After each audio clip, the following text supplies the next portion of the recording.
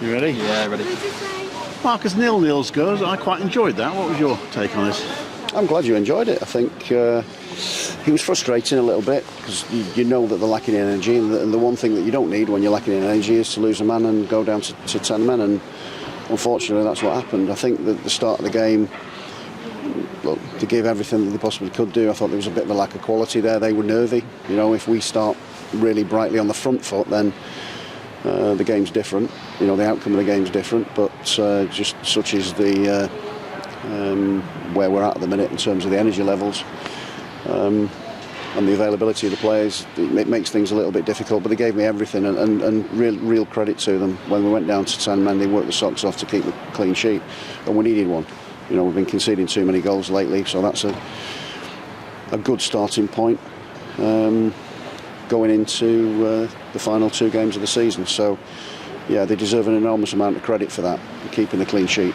Brad made some good saves when he needed to. We've had probably a couple of the best chances in the game when Hadji's, and in the first half, where he could have gone a little bit higher with it. He could have taken a touch and then finished it, but he chose to take it first time. He may have then dragged it to the near post, as we've seen him do in the past, but goalkeeper's made a save and read it. He stepped across and read it.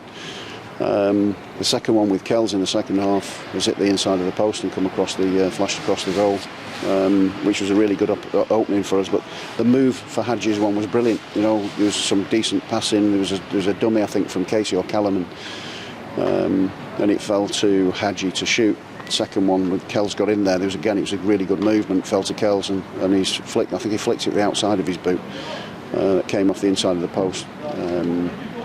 So, you know, from our point of view, it could have been different, but from their point of view, they could have scored some goals because they had quite a few efforts on our goal. So the clean sheet was important and hard worked for. So, you know, in that sense, good. We've had Aidan Doush has made his debut, which is good for us, good for him. You know, we needed a little bit of an injection of energy for the last part of the game, which he certainly gave us. Jada Silva coming inside. Callum's hamstrings were tight, and you know, like I said, people are getting to that point where it's dangerous for them to be playing at this level, at high level. So that's what you see. And I thought Milan did really well defensively. I thought he did well. I thought Bobby Thomas defended well when he needed to. Jada Silva was really good. So there were some really good performances in there. Just thought, you know, we needed just a little bit more energy to get us up the field with more quality and with the speed that we normally attack with. So, but I've got to say that, you know, the fact that they worked as hard as they did and were able to do that and demonstrate that was a credit to them. And then at the end, obviously, the appreciation that was shown to Fads for the time spent with us was really nice to see from both the supporters and from our players. So it rounds it off really nicely for him, and I think for the supporters as well. He had a good game, didn't he? Yeah, I thought he played really well. I mean, he was really aggressive. They kept a high line. They were they showed quite a bit of space behind them, to be honest with you, and we just didn't utilise that well enough.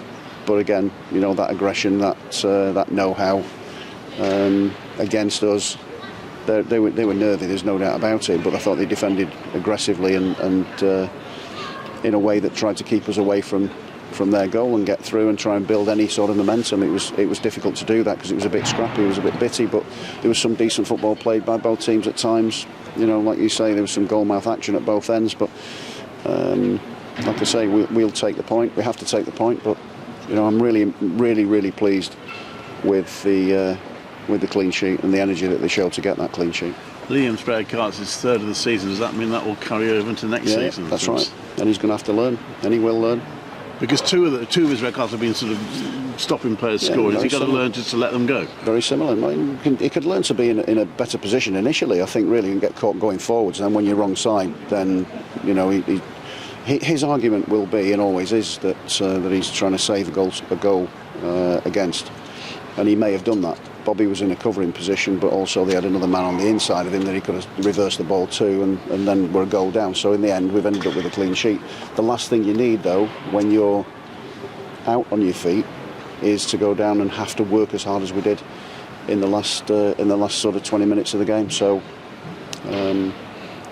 yeah, But again, coming out with a point here with 10 men for that period of time in the circumstances, you can only just, you've got to applaud them, really. Support was outstanding again, and like I say, I want us to recover really well, because we've got a side coming to us on Tuesday that may be going for promotion, and there's an incentive there all in itself.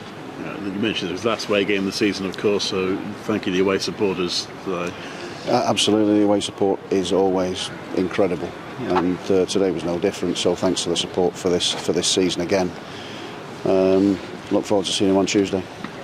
West Brom, I think, lost 3-0. Was there a slight frustration that if you could have nicked it, it would have kept it alive? Well, there's always going to be a tinge of that, because you want to be successful.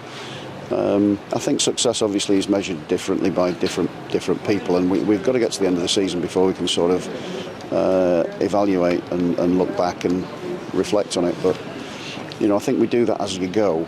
But ultimately, at the end of the season, you can have a look at what we did, what we didn't do, what we can do better moving forwards, and that's always what happens. So, like I say, Tuesday night, Saturday, and then we can do all of those things after the 2 games have been played.